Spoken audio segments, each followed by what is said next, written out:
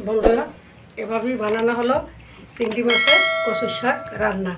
দেখুন কতটা সুন্দর, এবং এসব শাকে অনেক উপকারিতাও আছে। হ্যালো বন্ধুরা, বস কিচেন থেকে আপনাদের সবাইকে নমস্কার। আজকের রেসিপি কচুর শাক, চিংড়ি মাছ দিয়ে কচুর শাক হবে। এখানে আমি একটা কচু দিয়েছি, দেখেন অনেক বড় কচুটা।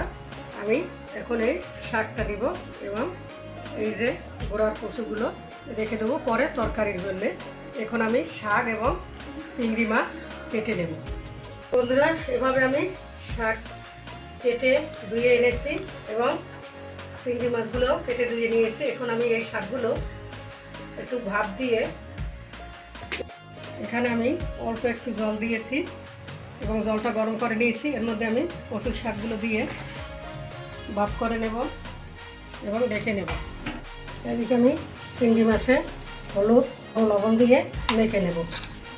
বন্ধুরা, কচুর শাক ভাপ দিতে কিন্তু এমনি জল লাগে না। যদি তরতাজা কচুর শাক হয়, যাদের ক্ষেত আছে তারা ক্ষেত থেকে যদি কচু কেটে এনে সেই শাকে কিন্তু জল লাগে না, এমনিতেই জল বেরোয়। আর এত কেনা শাক মনে করেন, তাই জন্য আমি একটু জল দিয়ে ভাপ দিয়ে নিই। শাক আমি নামিয়ে নিয়েছি ভাপ দিয়ে। এভাবে করে কড়াইতে আমি সর্ষের তেল দেব।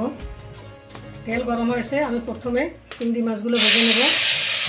চিংড়ি মাছগুলো আমি ভেজে নিয়েছি আমার লাল লাল করে। এখন আমি তুলে নেব।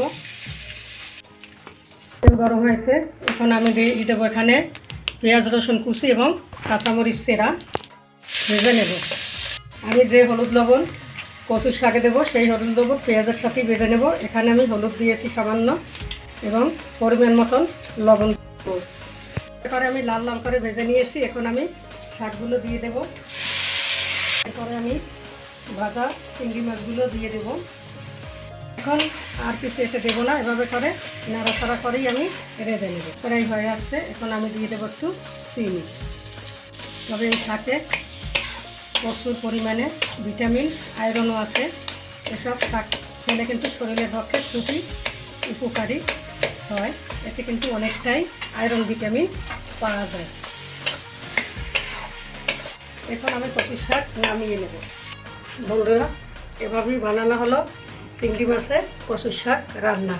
দেখুন কতটা সুন্দর, এবং এসব শাকে অনেক উপকারিতাও আছে।